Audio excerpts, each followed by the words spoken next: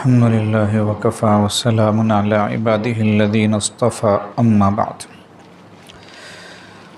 اللهم صل على سيدنا محمد وعلى آل سيدنا محمد وبارك وسلم۔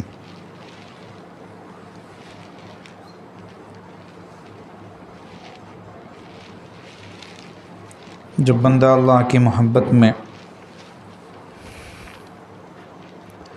آگے بڑھتا جاتا ہے تو اثرات بھی ظاہر ہوتے جاتے ہیں۔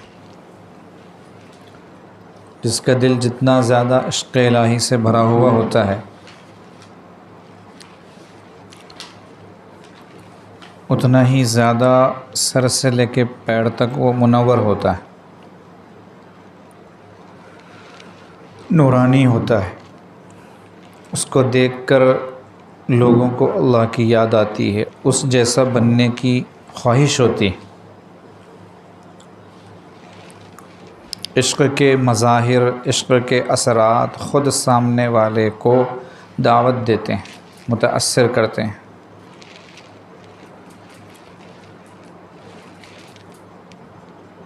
تو اللہ کی محبت خود چمکتی، خود خوشبو اپنی جو ہے پھیلاتی ہے۔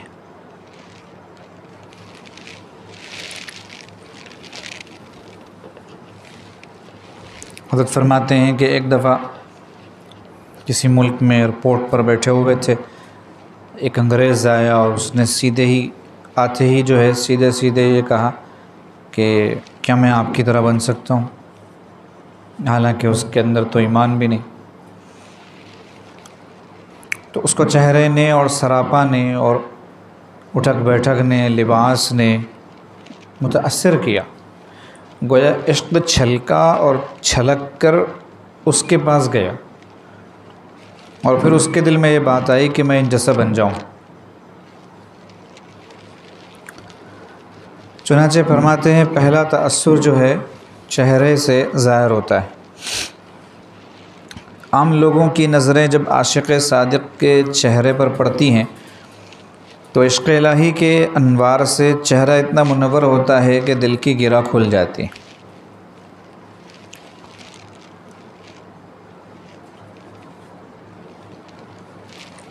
چنانچہ بعض اکابر ہمارے ایسے گزرے ہیں کہ لوگ ان کے چمکتے دمکتے چہروں کو دیکھتے اور کلمہ پڑھ لیتے۔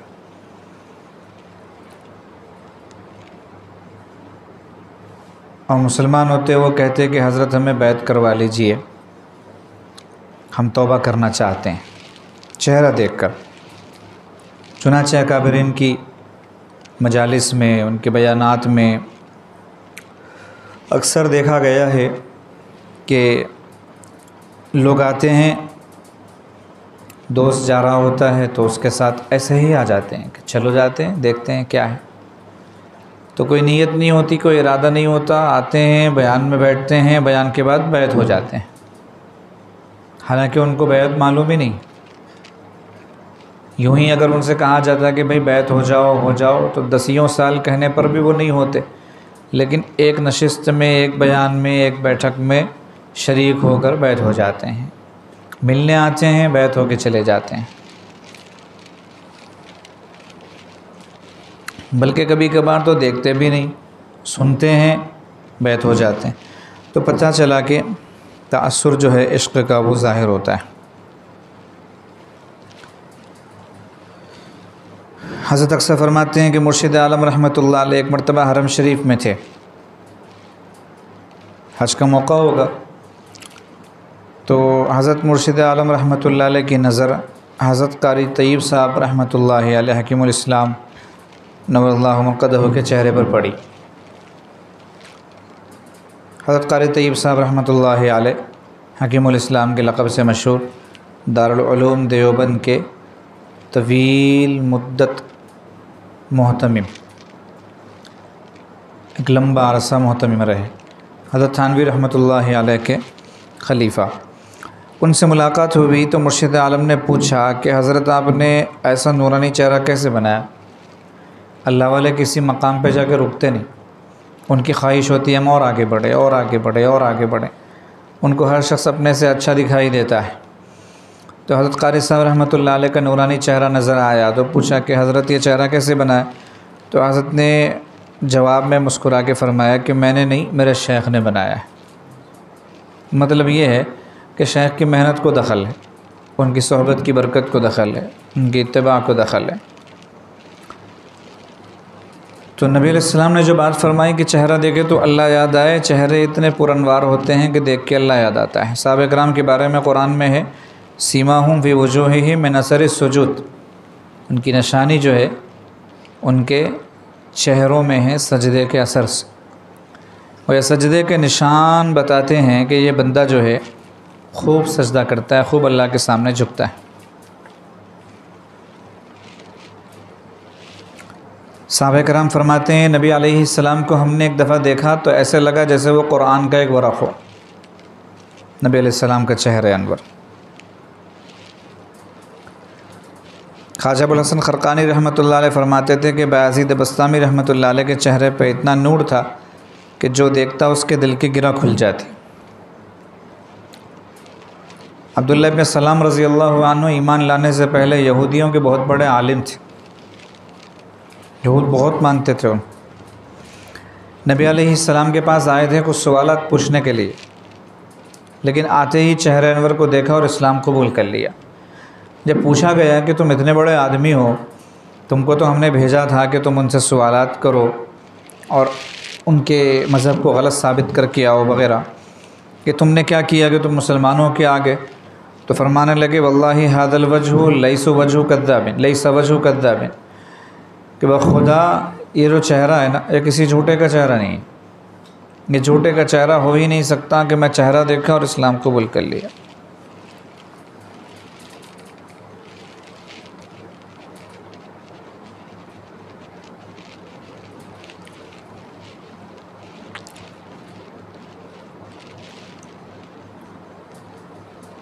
اللہ والوں کے چہروں پر رعب بھی ہوتا ہے کہ لوگ آنکھ اٹھا کے دیکھنے کی ہمت نہیں کر سکتے، حالانکہ کپڑے پٹے پرانے ہوں گے، سیدھا سادہ رہن سہن ہوگا، بال بکھرے ہوئے ہوں گے، جیسے تیسے رہتے ہوں گے، لیکن اللہ نے رعب اتنا دیا کہ کوئی آنکھ اٹھا کے دیکھ نہیں سکتا۔ یہ اللہ کے ذکر کی برکت ہوتی ہے، ذکر کا اثر ہوتا ہے۔ آگے فرماتے ہیں عاشق صادق کی نگاہ اتنی اثر والی ہوتی ہے کہ جہاں پڑتی ہے اپنا اثر چھوڑ جاتی ہے۔ نگاہ ولی میں وہ تاثیر دیکھی، بدلتی ہزاروں کی تقدیر دیکھی۔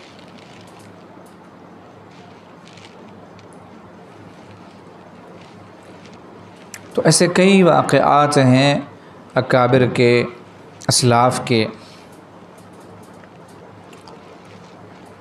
کہ ذکر کے اثرات، اللہ کی یاد کے اثرات ان سے ٹپکے پڑتے تھے اور لوگ ان اثرات کو دیکھ کر ان کے پیچھے ہو جاتے تھے۔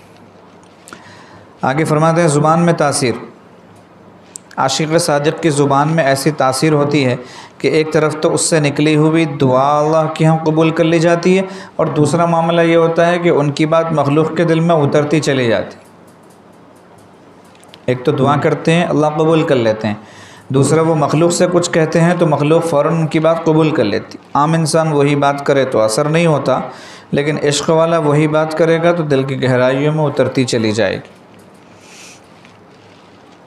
تو ان کی زبان میں تاثیر ہوتی ہے، ان کی بات میں تاثیر ہوتی ہے۔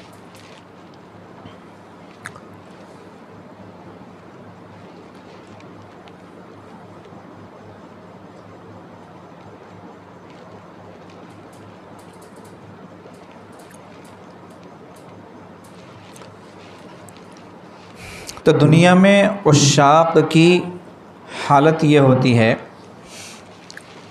کہ وہ ہر حال میں ایک ہی حالت میں رہتے ہیں۔ یہ جملہ ذہن میں رکھیں، ہر حال میں ایک ہی حالت میں رہتے ہیں، حال چاہے اچھا ہو یا بظاہر برا، موافق ہو نہ موافق ہو، سردی ہو گرمی ہو، صحت ہو بیماری ہو، خوشحالی ہو تنگی ہو، رات ہو دن ہو،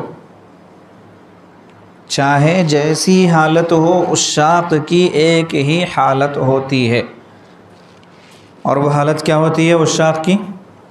اشد حبا للہ، بس اللہ کی محبت کے سمندر میں تیرتے رہتے ہیں۔ اس سے باہر نہیں آتا. جیسے مچھلی کو پانی کے باہر اگر نکالا جائے تو مر جائے گی، ایسے ہی عشاق سے اگر عشق نکالا جائے، اللہ کا محبت نکال دی جائے، تو پھر وہ زندہ نہیں رہ سکتے، چاہے آپ ان کو محل میں رکھیں، چاہے شیش محل میں رکھیں، چاہے مرغ مسلم کھلائیں، چاہے بکرے بھون کر کھلائیں، انہیں سونے چاندی میں تول دیں ان کے وزن کے برابر، لیکن انہیں چین نہیں آتا. جو محبت کا مارا ہوا ہوتا ہے اس سے محبت سے ہی چین آتا ہے. جیسے حکیم نے نبض دیکھی اور کیا کہا کہ اسے محبت کا مرض ہے، تو معاملہ یہ ہوتا ہے، ان کو فقط ایک ہی چیز کی پڑی ہوئی ہوتی ہے کہ میں جس سے محبت کر رہا ہوں، جس کے عشق میں اپنے کو پگھلا رہا ہوں اور گھلا رہا ہوں، وہ میرا ہے یا نہیں ہے.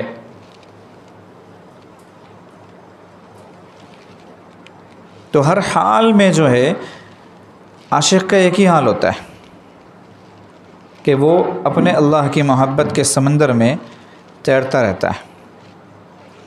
حتیٰ کہ عاشق کی کیفیات بھی اگر متاثر ہوں تب بھی وہ اپنے حال سے باہر نہیں آتا. اللہ کی محبت سے ہاتھ دھونا نہیں چاہتا، اور محبت کا نتیجہ کیا نکلتا ہے کہ وہ اپنے محبوب سے راضی رہتا ہے، وہ اپنے محبوب سے راضی رہتا ہے، ہر حال میں راضی رہتا ہے. تو اگر اس پر قبض طاری ہے، بسط طاری ہے، یعنی سالکین جانتے ہیں اس کو، کبھی قبض کی کیفیت طاری ہو جاتی ہے، جی ہی نہیں لگتا عبادتوں میں، مزہ ہی نہیں آتا، طبیعت اکھڑی اکھڑی سی رہنے لگتی ہے، مراقبہ اچھا چل رہا تھا ایک دم کرنے کو جی ہی نہیں کر رہا وغیرہ. بسط کی کیفیت یہ ہے کہ 2 گھنٹے تہجد پڑھ رہے ہیں، لمبی لمبی رکعت ہے، لمبا لمبا سجدہ ہے، کئی پارے تلاوت کر رہے ہیں، کئی گھنٹے مراقبہ کر رہے ہیں، بدنگاہی کا کبھی میلان بھی نہیں ہو رہا ہے وغیرہ وغیرہ. تو چاہے جیسی کیفیات ہوں، محبوب سے وہ راضی رہتا ہے اور محبت کے سمندر میں تیرتا رہتا ہے. چنانچہ مختلف کیفیات کو بیان فرما رہے. نمبر 1، عاشق شوق وصل میں اس قدر تڑپتا ہے کہ کسی کروٹ چین اور اطمینان نہیں ہوتا. یعنی جو اس کا معشوق ہے، جو اس کا محبوب ہے اللہ پاک، اس کے وصل کے فراق میں، یعنی اس سے ملنے کے، کہ کوئی بھی آدمی کسی سے محبت کرتا ہے تو اس کی معراج اور انتہا کیا ہوتی ہے، وہ چاہتا ہے کہ اس سے مل جائے. تو اللہ کے جو عاشق ہیں، عاشق حقیقی، وہ اللہ سے ملنے کے فراق میں ہمیشہ بے چین رہتے ہیں، اور وہی بے چینی انہیں مجبور کرتی ہے کہ خوب ذکر میں لگے رہتے ہیں، ہمیشہ خیال میں رہتے ہیں اللہ کی. کہتے ہیں مجھ کو نہ اپنا ہوش نہ دنیا کا ہوش ہے، بیٹھا ہوں مست ہو کے تمہارے جمال میں، تاروں سے پوچھ لو میری روداد زندگی، راتوں کو جاگتا ہوں تمہارے خیال. یہ حال ہوتا ہے ان کا، جاگتے رہتے ہیں، اللہ کی یاد میں مست ہوتے ہیں وہ. اس کے نتیجے میں انہیں پھر دنیا کی خوشی نہیں لگتی، دنیا کا غم نہیں لگتا. غم بھی آتا ہے تو وہ کہتے ہیں تیرا غم بھی مجھ کو عزیز ہے کہ وہ تیری ہی دی ہوئی چیز ہے، ایسے کہتے ہیں وہ. تیرے عشق نے مجھے غم دیا، میرے غم کی عمر دراز ہو، یہ کہتے ہیں وہ. تو ان کو پرواہ بھی نہیں ہوتی اس کی، ان کو بس محبت جو ہے ایسے جکڑی رہتی ہے کہ اس سے باہر آنا چاہتے بھی نہیں.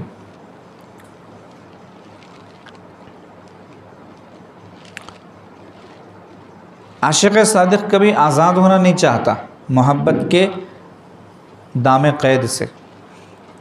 حضرت پرتاپ گڑھی نور اللہ مرقدہ فرماتے ہیں، حضرت مولانا شاہ محمد احمد صاحب پرتاپ گڑھی رحمۃ اللہ، اگر آزاد ہم ہوتے خدا جانے کہاں ہوتے، اگر آزاد ہم ہوتے خدا جانے کہاں ہوتے، مبارک عاشقوں کے واسطے پابند دستور ہو جانا.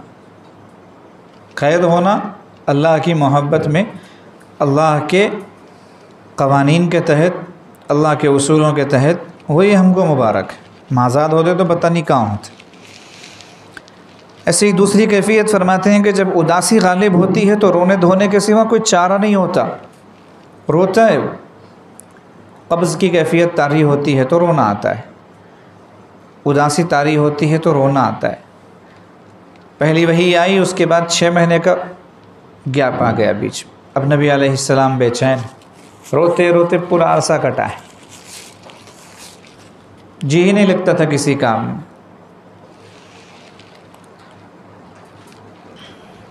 کہتے ہیں خود تو پردے میں ہیں اور ذوق نظر دیتے ہیں، اور ابھی تیز میرے شوق کو کر دیتے ہیں. خود تو پردے میں اور دیکھنے کا سلیقہ، دیکھنے کا ذوق، وہ دیکھنے کا جو مادہ ہوتا ہے وہ دیے ہیں، اور بھی تیز میرے شوق کو کر دیتے ہیں. اب دیکھنے کی خواہش جو بڑھتی چلی جاتی ہے. پہلے خود آگ لگا جاتے ہیں آ کر دل میں، پھر بجھانے کے لیے دیدہ تر دیتے ہیں. دل میں جو آگ لگ جاتی ہے نا اللہ کی محبت کی، اب اس کے بعد اس کو بجھانا ہے تو پھر رونا ہے، تو رونے سے اس کو تسلی ملتی ہے. کیوں آنکھ ملائی تھی، کیوں آگ لگائی تھی، اب رخ کو چھپا بیٹھے کر کے مجھے دیوانہ. تیسری چیز یہ ہے کہ عاشق کی تمنا ہوتی ہے کہ محبوب اسے محبت کی نگاہوں سے دیکھ لے. وہ پروردگار عالم کی طرف سے رحمت کا منتظر ہوتا ہے اور جانتا ہے کہ میرا کام فقط ایک نگاہ بلکہ نیم نگاہ پر موقوف ہے.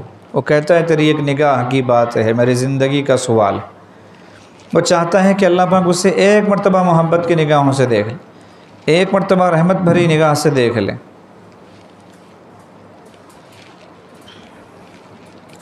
تو اللہ پاک کی ایک مرتبہ کی بھی اگر نگاہ پڑ جائے، ایک نظر بھی مل جائے تو کام بن جائے گا.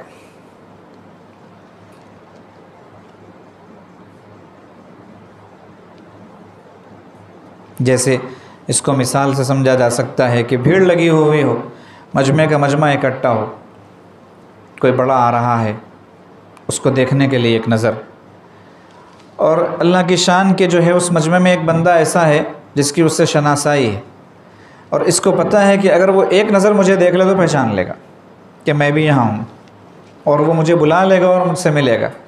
تو اس کی تمنا صرف یہی ہوتی ہے کہ یہ جو بندہ ہے نا جس کو دیکھنے پوری بھیڑ یہاں اکٹھی ہوئی، وہ مجھے ایک نظر دیکھ لے، ایک نظر دیکھ لے. اس کی تمنا ہوتی، کیونکہ اس کو پتہ ہے کہ وہ ایک نظر دیکھ لے گا تو میرا کام بن جائے گا. ٹھیک یہی معاملہ عاشق کا ہوتا ہے. پوری دنیا کی اس بھیڑ میں عاشق کو اپنے عشق پہ اتنا اعتماد ہوتا ہے کہ اگر اللہ ایک نظر مجھ پہ ڈال لیں گے تو میرا کام بن جائے گا. اللہ کے وصل سے بڑھ کر، وصل یار سے بڑھ کر کوئی نعمت نہیں ہو سکتی. اس کے سوا ہر چیز فضول اور بے معنی نظر آتی ہے. اس کی خاطر وہ ہر چیز لٹانے کو تیار ہوتا ہے. کہتے ہیں وصل کے سوا ہر چیز فضول ہے، 100 دنیا کے بدلے ایک وصل قبول ہے. مجھ سے تو پوچھتا ہے کہ دخول جنت کیا ہے، دوست کی ملاقات ہی جنت میں داخلہ ہے. وصل ملنا، سارے پاپڑ اسی لیے بیلے جاتے ہیں وصل کے لیے. ایک مرتبہ وصل ہو گیا، دیدار الہی کی نعمت مل گئی. اللہ پاک کی سب سے عظیم ترین نعمت اللہ کی طرف سے ملنے والی بندوں کو جنت میں دیدار، اور اس دیدار کے ساتھ رضا کا پروانہ. تو انتہا ہو جاتی ہے بندے کی. تو وصل ملنا یہ سب سے اہم چیز ہوتی ہے ایک محب کے لیے اپنے محبوب کے اعتبار سے، ایک عاشق کے لیے اپنے معشوق کے اعتبار سے. تو جنت میں داخلے کو وہ کہہ رہا ہے کہ جنت کا داخلہ کیا ہے اصل میں؟ دوست سے ملاقات. اللہ پاک کی نظر عنایت جس طرف ہو جاتی ہے وہیں بہار آ جاتی ہے. خزاں کا موسم اصل میں ان کی بے پرواہی کا دوسرا نام. جدھر نظر ڈالیں گے بہار آ جائے گی. خزاں کی فصل کیا ہے؟ فقط ان کی چشم پوشی. وہ اگر نگاہ کر دیں تو ابھی بہار آئے. تو اصل میں وہ دیکھ نہیں رہے اس لیے خزاں ہے. وہ روٹھے ہوئے ہیں اس لیے وبا ہے، بلا ہے، مصیبت ہے، بیماری ہے، رونا ہے، دھونا ہے، پریشانی ہے. اگر وہ ایک نظر رحمت ڈال دیں تو سب کافور ہو جائے. محبوب کی عنایت ہوتی ہے تو عاشق صادق روتا ہے. یہ غم کے آنسو نہیں ہوتے بلکہ خوشی کے آنسو ہوتے ہیں. اس لیے کہ محبت کی خوشیاں اور محبت کا ماتم آنسوؤں سے بھی کیا جاتا ہے. انسان کا دل تو پھر بھی گوشت کا بنا ہوتا ہے، محبوب کی نظر تو پتھر میں بھی اثر کر دیتی ہے. تو یہ جو رونا ہوتا ہے عاشق کا اللہ کی محبت میں، اللہ کی یاد میں، یہ اللہ کی عنایت ہی کی علامت ہے، توجہ ہی کی علامت ہے، خوشی کے آنسو. چنانچہ عاشق صادق اس کو اچھی طرح محسوس کرتا ہے. جب محبت سے اس کا دل بھر جاتا ہے تو رونے لگتا ہے، خوشی کے آنسو. یہ واقعات، یہ کیفیات، یہ حالات اس لیے سنائے جا رہے ہیں کہ ہمیں اس کا ذرہ بھی نصیب نہیں ہوا ابھی تک، کم از کم اسے سن کر ہمیں کچھ احساس ہو، افسوس ہو اپنے آپ پر کہ اپنے آپ کو عاشقوں کے زمرے میں شامل سمجھتے ہیں، بیعت ہو کر سلوک کے راستے میں چلتے ہوئے، کسی کو 4 سال، کسی کو 5 سال، کسی کو 3، کسی کو 2، کتنا عرصہ ہو گیا، لیکن اللہ کی محبت کس کو کہتے ہیں معلوم ہی نہیں۔ اللہ کی محبت میں بیٹھنا نصیب نہیں ہوتا تو آگے کیا نصیب ہو؟ ہم تو 5-10 منٹ بیٹھ کے سمجھتے ہیں ہم نے اللہ کی محبت کا حق ادا کر دیا، جبکہ اصول ہے کہ جتنا آدمی بڑا ہوتا ہے اس کے پاس انتظار اتنا زیادہ کرنا پڑتا ہے۔ تو اللہ پاک سب سے بڑے ہیں، تو اگر اللہ پاک انتظار کروا رہے ہیں مراقبے میں بٹھا کر تو کون سا غلط کام کر رہے ہیں؟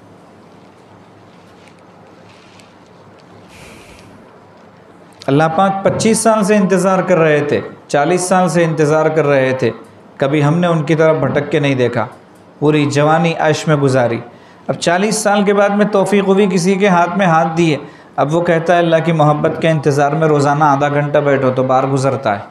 تو اللہ پاک 40 سال انتظار کیے تھے آپ کا، آپ نہیں گئے، اب 40 کے بعد آپ رجوع ہوئے تو اللہ نے آپ کو اپنی طرف رجوع کر لیا، یہ نہیں کہا کہ مردود ہے تو میں تجھے قبول نہیں کروں گا، یہ نہیں کہا۔ اب تھوڑا محسوس کروانے کے لیے وہ اگر انتظار کروا رہے ہیں تو کون سی بڑی بات ہے۔ ہجر کی کیفیت میں عاشق کا دل پارا پارا ہوتا ہے، عاشق صادق کو ہجر کی حالت میں کسی طرح بھی آرام نہیں آتا، یعنی جب بندہ دور ہوتا ہے اپنے محبوب سے تو بے چین ہوتا ہے، اس کا دل ٹکڑے ٹکڑے ہوتا ہے۔ جو سچا عاشق ہے ہجر کی حالت میں اسے چین نہیں آ سکتا۔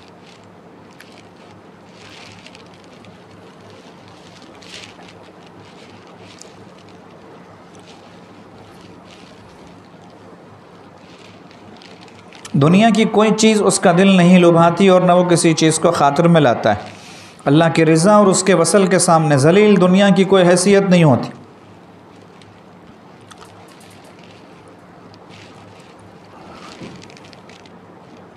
دنیا سے دل ہی نہیں لگتا اس کا، دنیا سے دل اچاٹ ہو جاتا ہے۔ وہ جیتا تو ہے دنیا میں لیکن ایسے جیسے دنیا میں نہیں، اور وہ کہتا ہے اپنی زبان سے بازار سے گزرا ہوں خریدار نہیں، کہ چلے پانی پر اور نہ لگے کپڑوں کو پانی، یہ کیفیت ہوتی ہے اس کی دنیا میں، کیونکہ اس کے سامنے اللہ کی رضا ہے، اللہ کا وصل ہے، اس کو سامنے رکھ کر وہ جی رہا ہے۔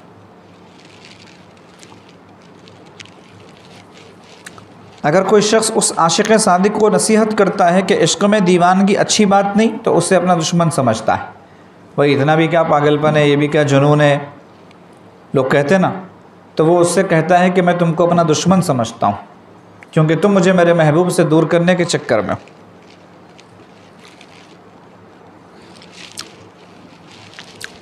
بلکہ اس کا یہ جی چاہتا ہے کہ مجھے جس سے محبت ہوئی ہے، عشق ہوا ہے، اگر ایک مرتبہ یہ اس کی محبت کا مزہ چکھ لے تو پھر میری طرح دیوانہ بن جائے، مجھے نصیحت کرنے والا نہ رہے۔ کہتے ہیں ایک شعر کا خلاصہ، مجھے دوست منع کرتے ہیں کہ میں نے تجھے دل کیوں دیا ہے، حالانکہ انہیں پہلے تجھ سے کہنا چاہیے تھا کہ تو اتنا حسین کیوں ہے۔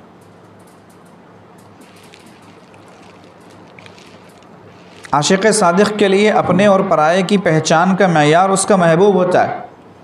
سچا عاشق اللہ کا تو وہ ہر اس شخص کو اپنا سمجھتا ہے جو اس کے محبوب کا ہوتا ہے، اور ہر اس شخص کو اپنا غیر سمجھتا ہے جو محبوب کے لیے غیر ہوتا ہے۔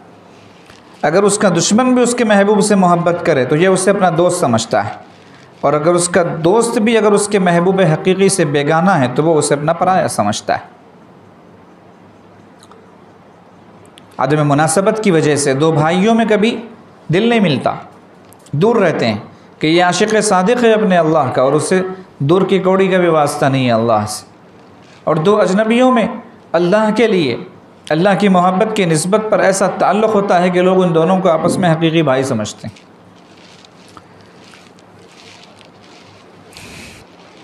عاشق کو محبوب کی یاد سے راحت ملتی ہے، محبوب کا نام بار بار لینے سے اس کے دل کو سکون ملتا ہے۔ ہم رٹیں گے گرچہ مطلب کچھ نہ ہو، ہم تو عاشق ہے تمہارے نام کی۔ کیا ملتا ہے ہمیں نہیں معلوم، بس آپ کا عشق چاہیے ہمیں۔ کتنی تسکین وابستہ ہے تیرے نام کے ساتھ، نیند کانٹوں پہ بھی آ جاتی ہے تیرے نام کے ساتھ۔ نام اگر ہو تو انسان ہر حالت میں سکون سے رہتا ہے، اللہ کا نام اگر ہو ہمارے ساتھ۔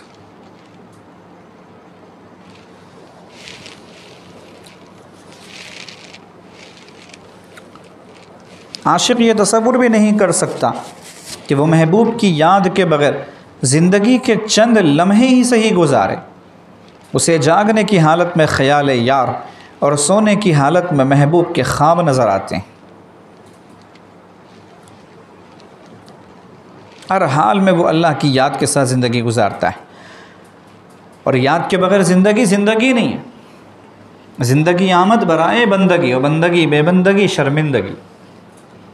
یہ زندگی اللہ نے جو دی ہے بندگی کے لیے دی، اور بندگی خدائی کے ساتھ ہے کہ سجدے میں سر جھکا تو رہا ہے لیکن دل نہیں جھکا رہا ہے، تو یہ بندگی بے بندگی ہے، اس سے شرمندگی ہاتھ آتی ہے۔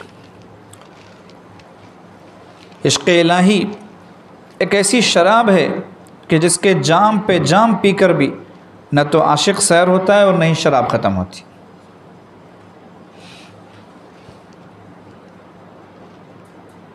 چاہے جتنی پی لے عشق الہی کی شراب، وہ شراب کی خصوصیت یہ ہے کہ وہ ختم ہو گئی کا بورڈ کبھی نہیں لگتا، اور دوسری خصوصیت یہ ہے کہ یہ سیراب نہیں ہوتا۔ شربت الحب کأسا بعد کأس فما نفد الشراب ولا رویت۔ میں پیالے کے بعد پیالہ پیتا گیا، نہ شراب نے ختم ہونے کا نام لیا اور نہ مجھے سیرابی محسوس ہوئی۔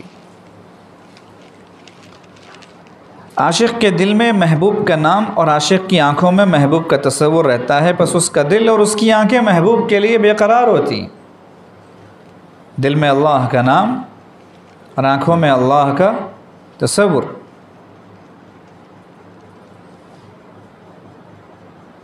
چنانچہ شاعر کہتا ہے خیالک فی عینی وذکرک فی فمی ومثواک فی قلبی فأین تغیب۔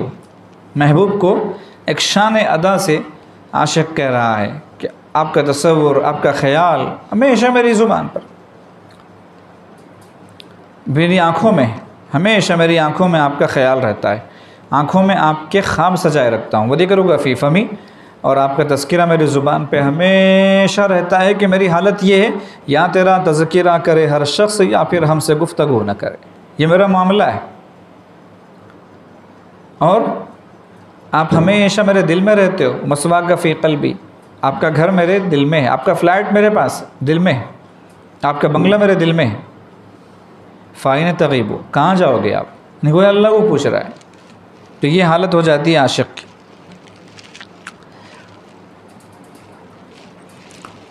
جب عاشق صادق کو یہ اندازہ ہو جاتا ہے کہ اس کی آہ محبوب تک پہنچ رہی ہے تو اس سے اس کے دل کو تسلی مل جاتی ہے۔ آہ کہتا ہے تو آسمان تک جاتی ہے وہ آہ، تو اس کو سکون مل جاتا ہے۔ ایک بزرگ فرماتے ہیں اللہ کا جو لفظ ہے نا، اس کو چاہے جتنا کھینچو اس میں آہ ہے۔ اللہ، یہ اللہ لام کو ہٹا دو، اس کے بعد میں الف مدہ اور ہا، آہ۔ لا جو کہتے ہیں لا کے بجائے آ کو، جب لا کو الگ الگ لکھیں گے، لام الف لا اور اس کے بازو ہا، لا، تو وہ لام کو ہٹا دو تو کیا بچا؟ آہ۔ تو اللہ کے نام میں خود آ چھپی ہوئی، تو اللہ پاک چاہتے بھی ہیں کہ عاشق صادق میرے وہ آ کرتے رہیں۔ فرماتے ہیں دنیا کے فاصلے قدموں کے ذریعے چل کر طے ہوتے ہیں، باطنی دنیا کے فاصلے آنکھوں سے آنسوؤں کے موتی گرا کر طے کیے جاتے ہیں۔ جتنا روئیں گے اتنا اللہ کی محبت کا راستہ طے ہوگا۔ ساری چمک دمک تو انہی موتیوں سے ہے، آنسو نہ ہو تو عشق میں کچھ آبرو نہیں۔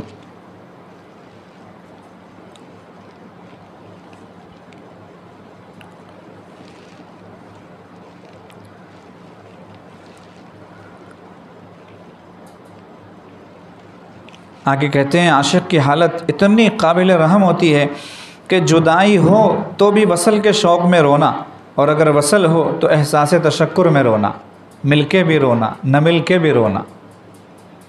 دو بچھڑے ہوئے ایک زمانے کے بعد ملتے ہیں تو پھوٹ پھوٹ کے رونے لگتے ہیں مل کے، حالانکہ رونے کی بات کیا ہے، یہ تو ہنسنے کا مقام ہے۔ لیکن روتے ہیں تو وہ شکریہ کا رونا ہوتا ہے، خوشی کا رونا ہوتا ہے۔ لیکن اس رونے کو دیکھ کے فرماتے ہیں یوں لگتا ہے جیسے کہ شاید عشق میں اور رونے میں چولی دامن کا ساتھ، عاشق ہوگا تو روئے گا ضرور۔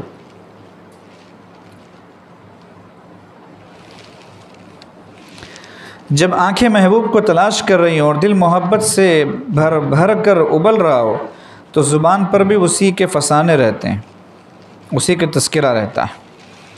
جب سورج نکلتا ہے محبوب کی یاد آتی ہے، غروب ہوتا ہے محبوب کی یاد آتی ہے، عاشق دوستوں کی محفل میں بیٹھتا ہے محبوب کے تذکرے، اور اگر محبوب کی طرف سے ملاقات کا پیغام ملے تو سر اور آنکھوں کے بل چل کے جانے کے لیے تیار۔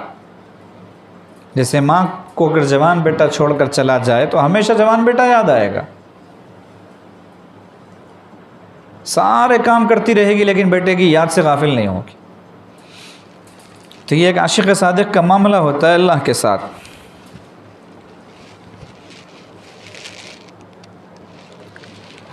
عام لوگ تو عبادات میں یہ پہلو سامنے رکھتے ہیں کہ یہ عمل کریں گے تو اتنا بدلہ، فلاں عمل کریں گے تو فلاں بدلہ، اتنا ثواب اتنا ثواب، مگر عاشق کا حال انوکھا ہوتا ہے، وہ محبوب کے رضا کے لیے ہر کام کرتا ہے، ثواب کے بارے میں اس کو معلوم ہی نہیں ہوتا کہ کتنا ملے گا۔ ہم تو حساب کتاب والے بندے ہیں، اکاؤنٹ کی بک جو ہے ہاتھ میں رکھ کے اللہ اکبر کہتے ہیں۔ رمضان میں نفل اس لیے پڑھیں گے کہ نفل پڑھیں گے تو فرض کا ثواب مل جائے گا، فرض اس لیے پڑھیں گے تو 70 فرض کا ثواب مل جائے گا، یہ کریں گے تو وہ مل جائے گا، وہ کریں گے تو یہ مل جائے گا، گویا خریدی ہو رہی ہے اللہ کے ساتھ۔ لیکن عاشق صادق کو اس سے مطلب ہی نہیں ہوتا۔ جیسے حضرت شیخ الہند مولانا محمود حسن دیوبندی نور اللہ مرقدہ عشاء کے بعد 2 رکعت نفل لازماً بیٹھ کے پڑھا کرتے تھے۔ لوگوں نے کہا کہ حضرت بیٹھنے سے ثواب آدھا ہو جاتا ہے، بیٹھنے سے ثواب آدھا ہو جاتا ہے۔ فرمایا آج ہی ہم تو اتباع سنت کی نیت سے پڑھ رہے ہیں، ثواب آدھا ہو تو ہونے دو، ثواب آدھا ہو تو ہونے دو۔ یہ حالت ہوتی ہے کہ عاشق صادق کی۔ شاعر کہتا ہے بندگی سے ہمیں مطلب ہے، ہم ثواب و عذاب کیا جانیں، کس میں کتنا ثواب ملتا ہے، عشق والے حساب کیا جانیں۔ اگر عشق ہے تو حساب نہیں ہوتا۔ بیوی کے پاس اگر حساب پوچھو تو وہ کہتی ہے کیسا حساب، ہمارے رشتے میں کیسا حساب، اور مرد الو بن جاتا ہے حساب غائب۔ ایک طریقہ ہوتا ہے حساب غائب کرنے کا، لیکن اللہ کے یہاں یہ معاملہ نہیں ہوتا ہے، وہاں حقیقی عشق ہوتا ہے تو وہاں حساب نہیں۔ دوستوں میں بھی ہوتا ہے کبھی کبھی، پیسے ہڑپنا ہے تو کہتے ہیں دوستی میں کوئی حساب ہوتا ہے کیا، بھلی مان سن رہے دوستی میں حساب، تو دوستی میں حساب نہیں ہوتا ہے تو دوستی میں لوٹنا بھی تو نہیں ہوتا ہے۔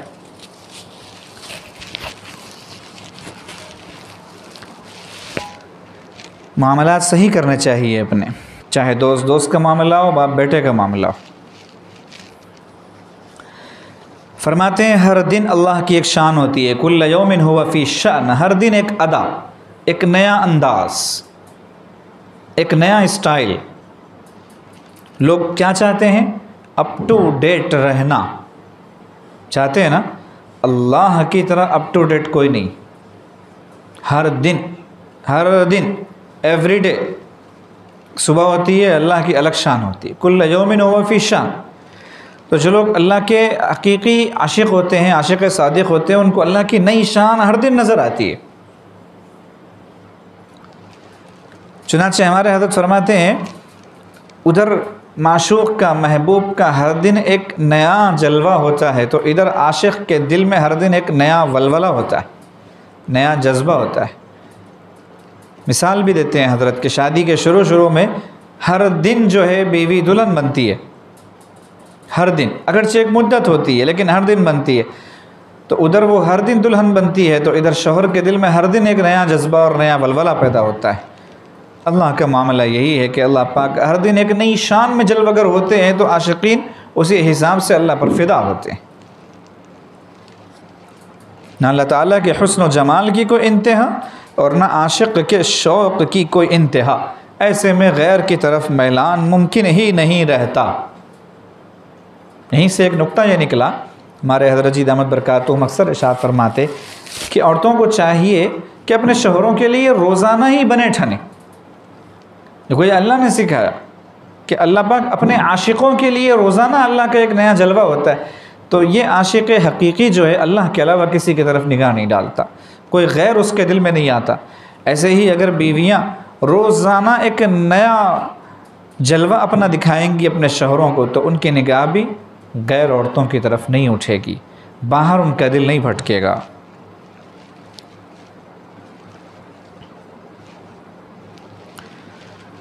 عاشق کی تمنا ہوتی ہے کہ اسے محبوب کے ساتھ راز و نیاز کی باتیں کرنے کے لیے تنہائی ملے.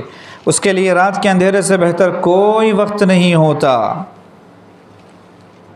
اسی لیے تہجد کے وقت اٹھنا، مناجات کی لذت لینا اور آہوں اور سسکیوں سے اپنے یار کو منانا عاشق کا معمول ہوتا ہے. رات کا وقت بہترین وقت ہے. دنیا کے جو فانی عاشق ہوتے ہیں وہ اپنے فانی معشوقوں سے ملنے کے لیے رات کا انتخاب کرتے ہیں. جب رات ہوتی ہے تو گناہ لباس اوڑھ لیتا ہے، بے حیائی کا لباس، جو اوپر سے تو لباس نظر آتا ہے لیکن اندر سے برہنگی ہوتی ہے، اور پھر گناہ گار گناہوں میں ملوث ہو جاتے ہیں. لیکن سچے عاشق رات کے آخری پہر کا انتظار کرتے ہیں، اور معشوق اپنا جلوہ مزید دکھانے کے لیے پہلے آسمان پر آ جاتا ہے.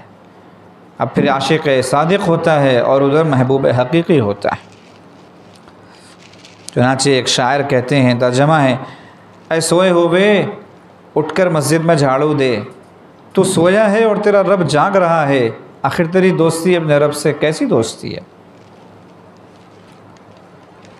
رات کی عبادتوں کے باوجود عاشق صادق یہ سمجھتا ہے کہ مجھے جو کرنا چاہیے تھا وہ کر نہیں پایا.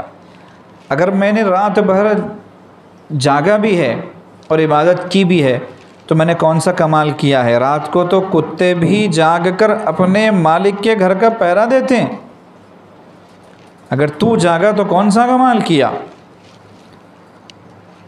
ایک شاعر بہت اچھے انداز میں لکھتے ہیں کہ تو رات کو جاگ کے شیخ کہلاتا ہے، کتے راتوں کو جاگتے ہیں تجھ سے اچھے ہیں.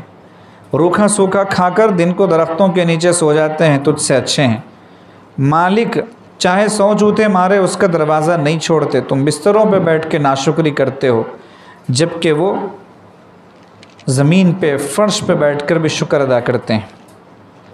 پھر کہتے ہیں اپنے آپ کو خطاب کر کے کہ اٹھ اور اپنے یار کو منا لے ورنہ کتے تجھ سے بازی لے جائیں گے.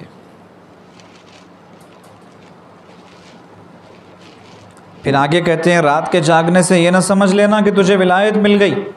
بھائی رات کو جاگ کے کتے پہرا دیتے ہیں، وہ ایک ٹکڑے کے بدلے جاگتے ہیں اور تو نے ہزاروں نعمتیں پالی ہیں.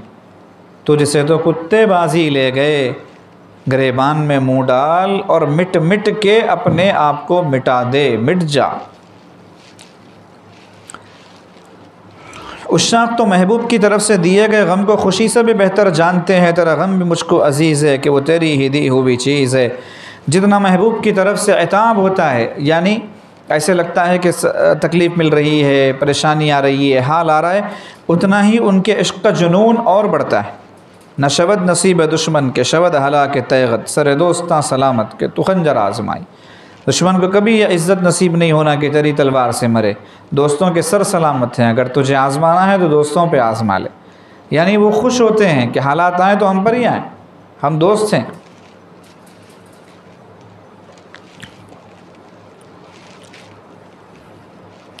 یہ بھی حقیقت ہے کہ جب محبوب کی نظر عنایت ہوتی ہے تو پھر چمن میں بہار آ جاتی ہے، کھیتی لہلہانے لگتی ہے، دل کی کلیاں کھل جاتی ہیں، حالت مست ہو جاتی ہے. ایسے ہی عاشق کو محبوب کی باتیں کرنا اتنا اچھا لگتا ہے کہ اس کا دل چاہتا ہے ہوتی رہے ثنا تیرے حسن و جمال کی، یعنی تیرے حسن و جمال کی تعریف ہوتی رہے. اگر اسے کوئی ایسا دوست مل جائے جو سوزے دل سے آشنا ہو، جس کو محرم کہتے ہیں، محرم راز کو محفوظ رکھنے والا، اگر ایسا مل جائے تو پھر وہ لوگ دونوں مل کے خوب اللہ کو یاد کرتے ہیں. قیس جنگل میں اکیلا ہے مجھے جانے دو، خوب گزرے گی جو مل بیٹھیں گے دیوانے دو. قیس مطلب مجنوں، جنگل میں اکیلا ہے میں بھی چلا جاتا ہوں، دونوں مل کے خوب عشق و عاشقی کی باتیں کریں گے. کیا مطلب؟ اس کو عاشقی بولتے ہیں، پتہ نہیں کس گڑھے میں جا کے گر جاتے ہیں، لعنت ہے اس پر، اس کو عشق ہی نہیں کہتے۔ عشق کا مطلب اللہ کی ذات سے عشق۔ پھر محبوب کے تذکرے سے عشق کے جنون کو اتنی ہوا ملتی ہے کہ عاشق کا دل چاہتا ہے کہ محبوب کی زیارت کرے۔ ایسے میں پھر محبوب کے کوچے سے آنے والی ہوا بھی نسیم سحری سے کم نہیں ہوتی، یعنی اس کو وہاں سے آنے والی ہوا بھی اچھی لگتی ہے۔ پھر یہ سب کیفیات ہونے کے بعد اب ان جذبات پر عاشق قابو پانے کی کوشش کرتا ہے۔ اسی کشمکش میں زندگی گزر جاتی ہے شوق و ضبط شوق میں دن رات کشمکش، دل مجھ کو میں ہوں دل کو پریشاں کیے ہوئے۔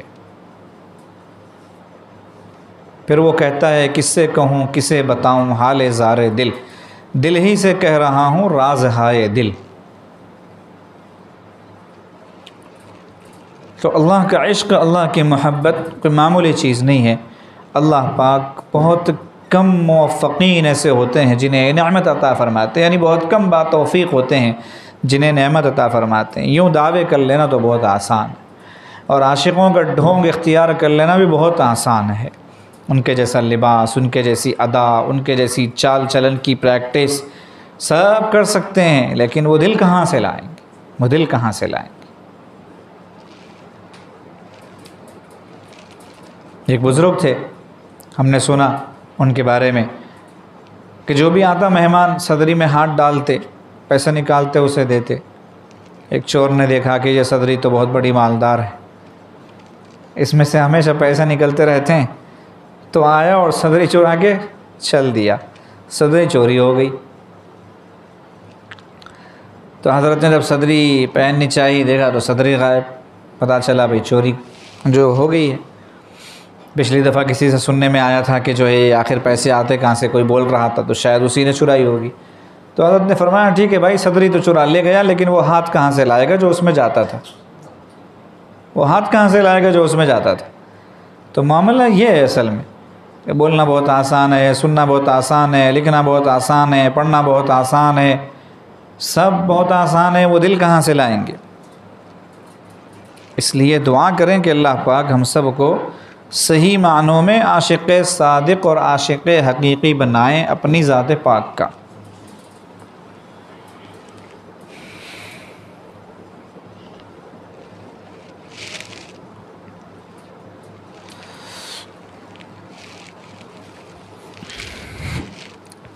اسی عشق و محبت کے ضمن میں موجودہ حالات کے اعتبار سے ایک بات یہ سنیں کہ اگر ہم واقعتاً اپنے اللہ کے عاشق ہیں، سچے عاشق ہیں، اور اپنے کو سمجھتے ہیں اور ہم چاہتے ہیں کہ سچے عاشق بنیں، تو مولا سے راضی رہیں۔ مولا سے راضی رہنا ہی عشق کی دلیل ہے، راضی نہیں ہے تو کاہے کی دلیل ہے؟ چنانچہ کسی سے اگر عارضی محبت ہو جاتی ہے، عشق فانی، فنا ہو جانے والی محبت، نفسانی ہوس پوری کرنے کے لیے تعلق، تو اس کے ہاتھ سے اگر کڑوی کسیلی چیز بھی مل جاتی ہے تو خوشی خوشی کھا جاتا ہے، پی جاتا ہے، اور کہتا ہے کہ محبت میں سب جائز ہے، محبت میں سب ہو جاتا ہے۔ تو یہاں کیوں نہیں سمجھتا اللہ کی طرف، اللہ کے معاملے میں، کہ محبت میں اگر یہ چیز ہو رہی ہے تو کیا مسئلہ ہے؟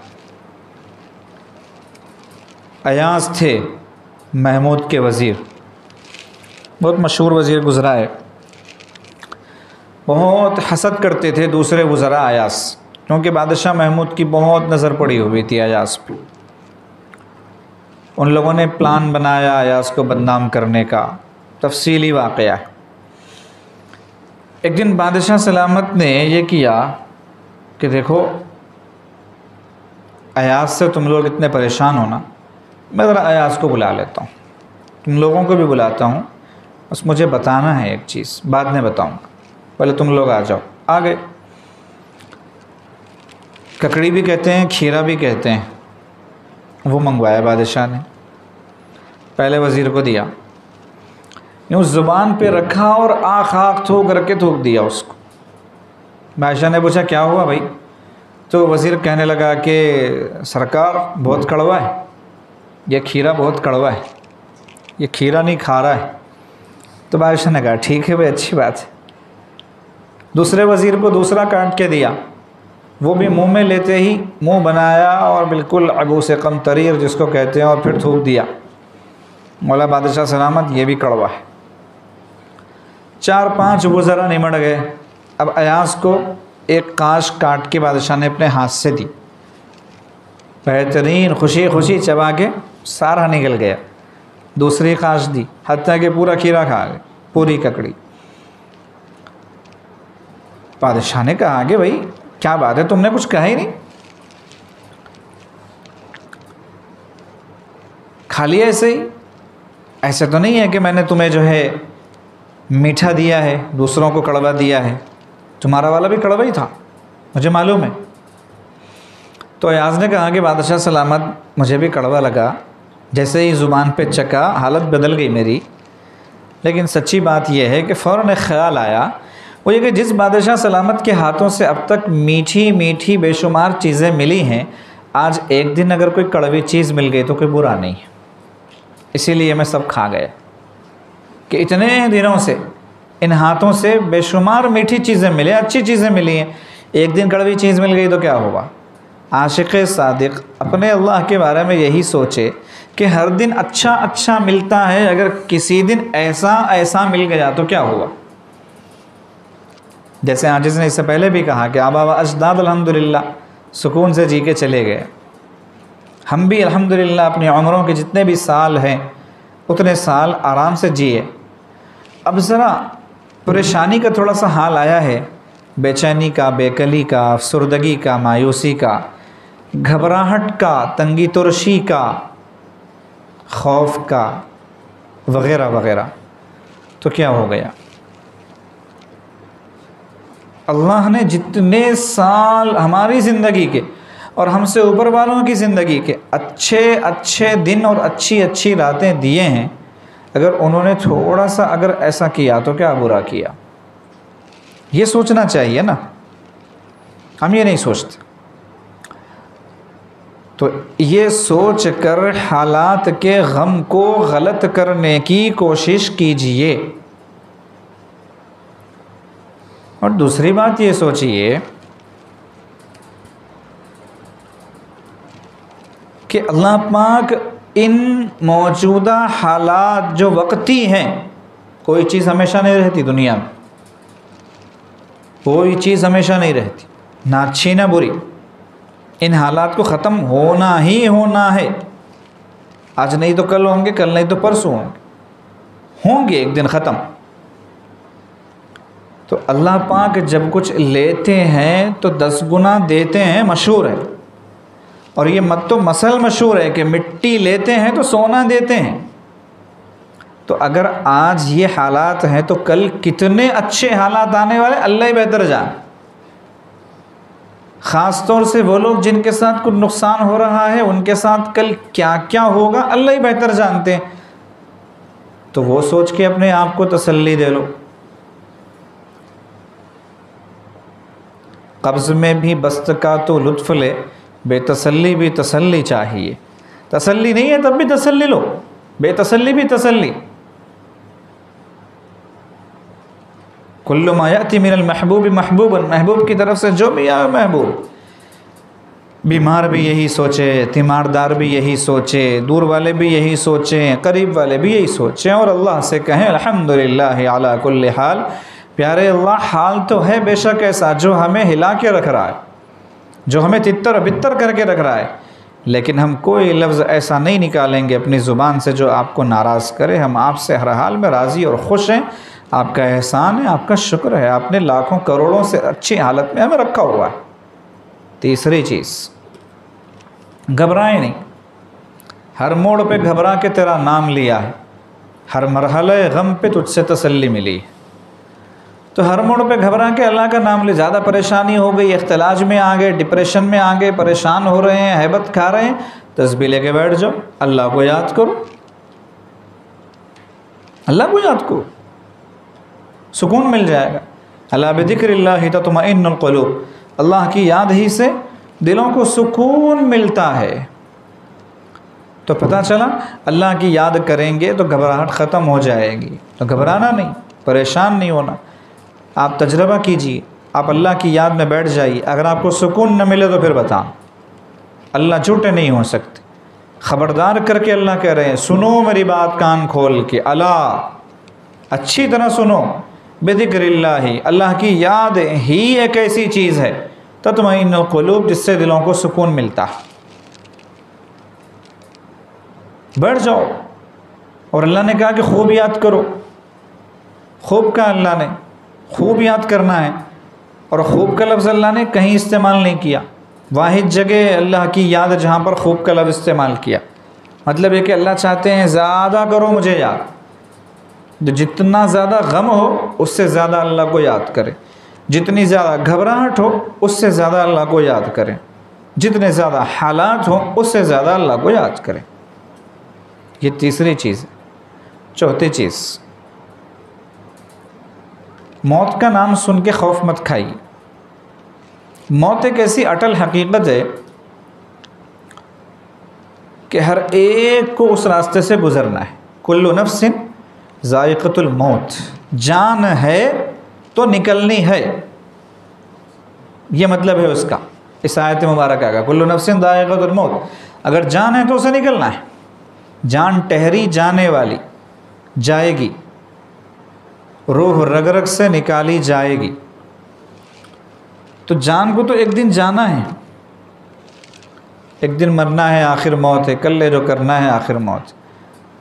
اگر کوئی ہم میں سے یہ سمجھتا ہے کہ ہم ہمیشہ رہنے کے لیے آئے ہیں تو ظاہر سی بات ہے یہ غلط ہے. اللہ کا منکر بھی کبھی موت کا منکر نہیں ہوا. تو موت کا خوف نہ کریں. اب اسی کے ضمن میں ایک بات یہ سمجھیں کہ موت کے بارے میں ایک بات طے ہے. کیا طے ہے؟ کہ اس کا ایک وقت معین ہے. جب آنا ہے تبھی آئے گی، جہاں آنا ہے وہیں آئے گی، جیسے آنا ہے ویسے ہی آئے گی.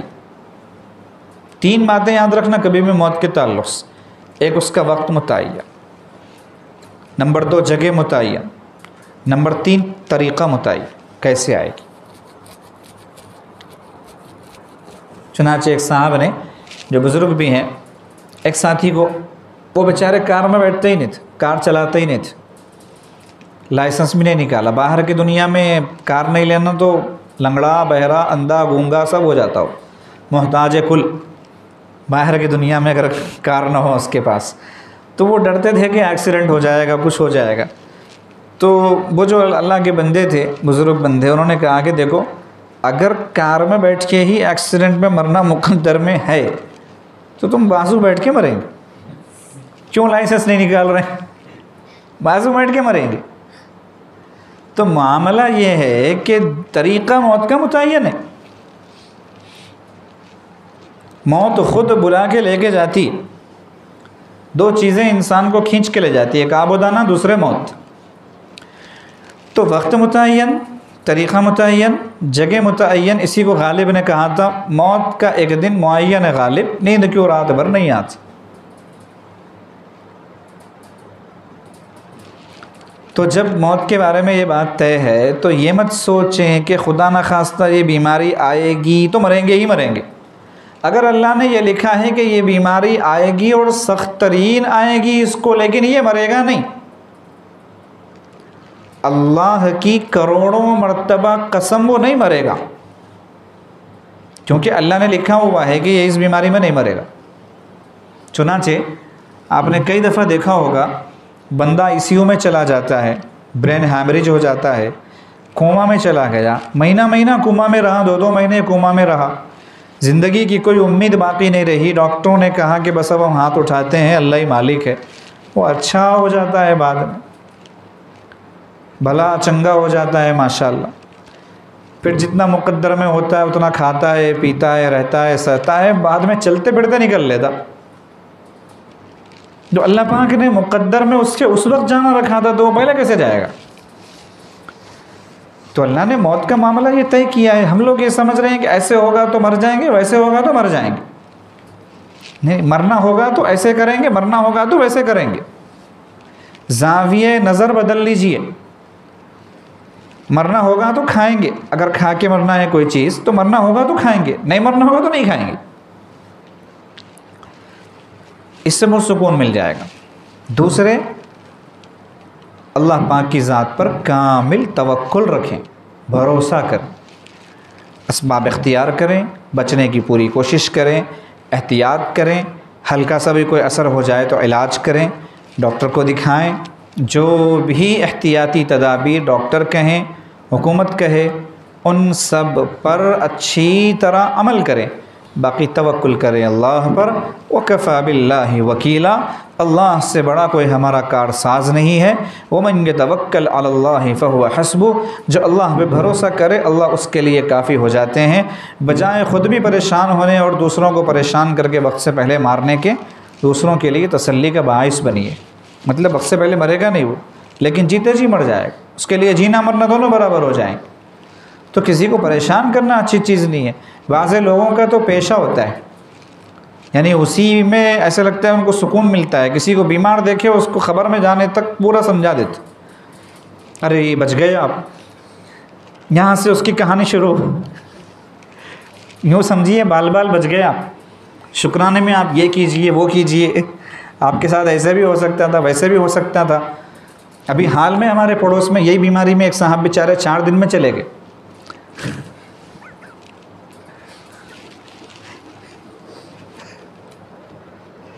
اب یہ بیچارہ سوچتا ہے کہ میرے 2 دن ہو گئے،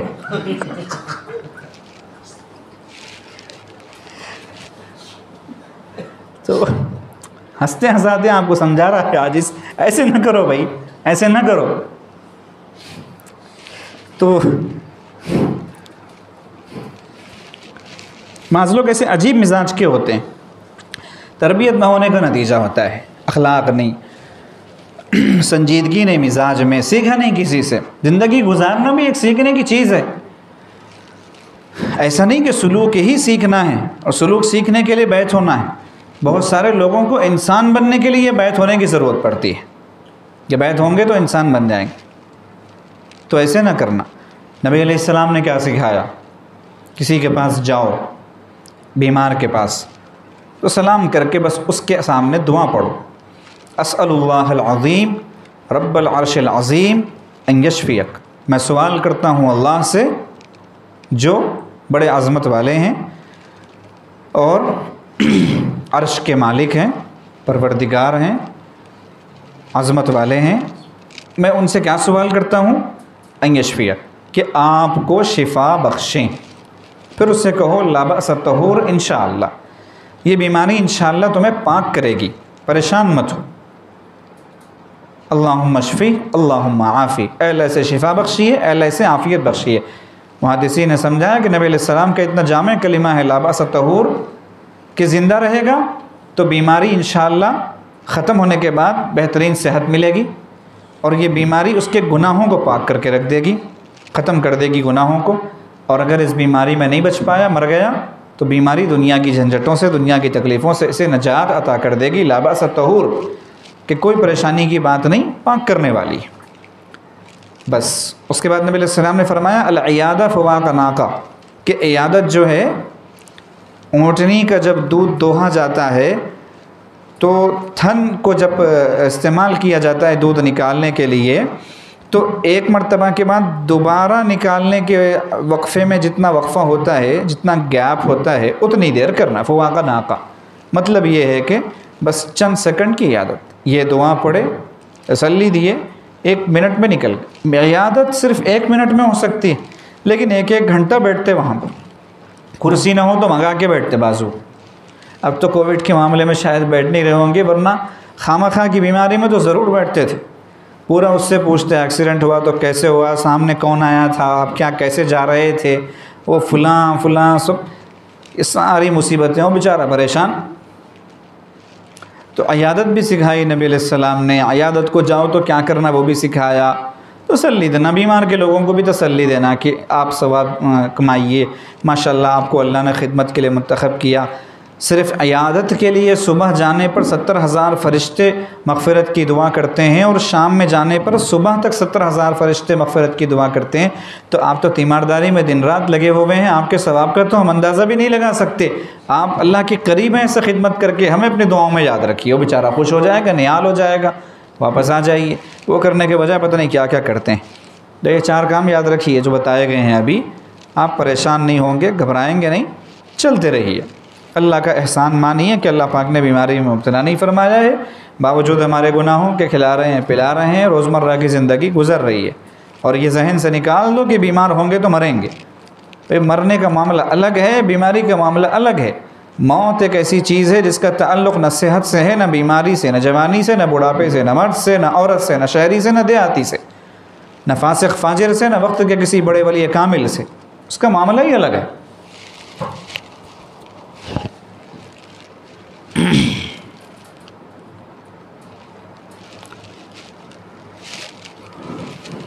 تھوڑی دیر کے لیے مراقبہ کر لیجئے، دعا تو انشاءاللہ کل ہی ہوگی۔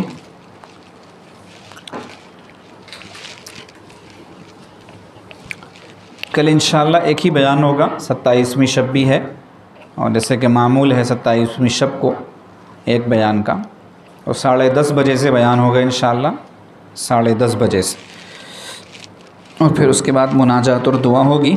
اور اس ماہ مبارک کا یوں سمجھیے کہ 10 روزہ جو سیشن تھا وہ کل مکمل ہو جائے گا انشاءاللہ، کیونکہ ہم نے آخر عشرے سے 2 دن پہلے ہی بیانات کی ترتیب شروع کر دی تھی 19ویں شب سے، تو کل انشاءاللہ جو ہے وہ مکمل ہوگا۔ پھر اللہ پاک توفیق دیں تو آگے سلسلہ جاری رہے۔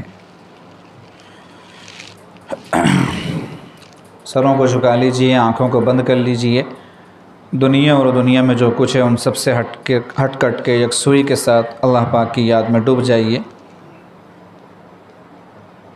یہ تصور کیجئے کہ اللہ پاک کی رحمت آ رہی ہے، میرے دل میں سما رہی ہے، میرے دل سے گناہوں کی سیاہی اور ظلمت دور ہو رہی ہے، میرا دل کہہ رہا ہے اللہ اللہ اللہ۔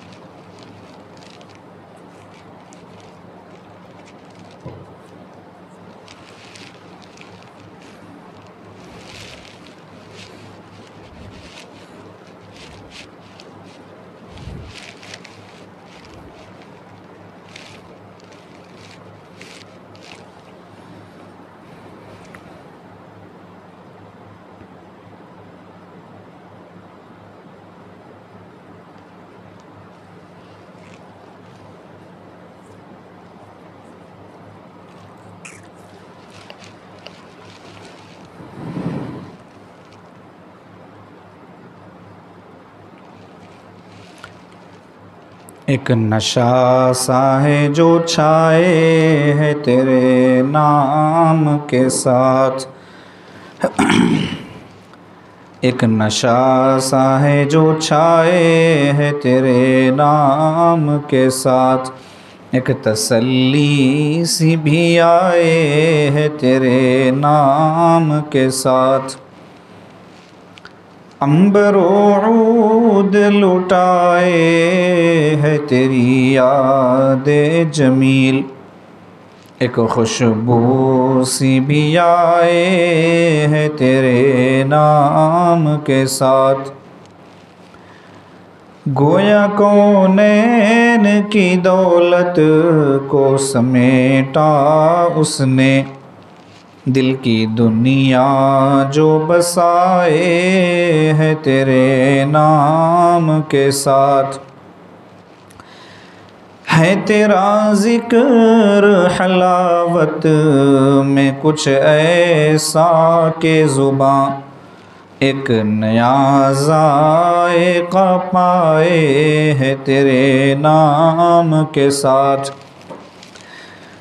دل تڑپتا ہے کہ لے جب بھی تیرا نام کہیں، آنکھ بھی اشک بہائے ہے تیرے نام کے ساتھ،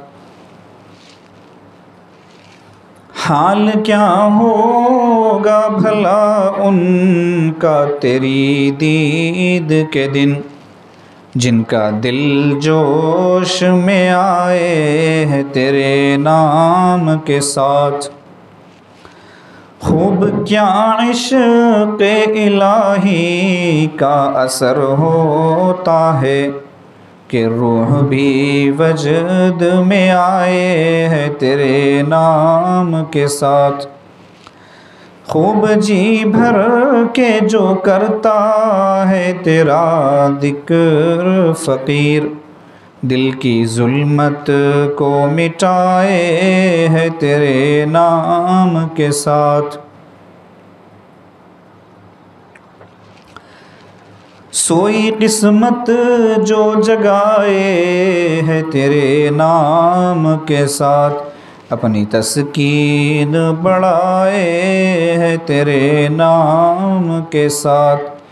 ایک نشہ سا ہے جو چھائے ہے تیرے نام کے ساتھ، ایک تسلی سی بھی آئے ہے تیرے نام کے ساتھ۔ لا الہ الا اللہ، سبحان اللہ بحمدہ، سبحان اللہ۔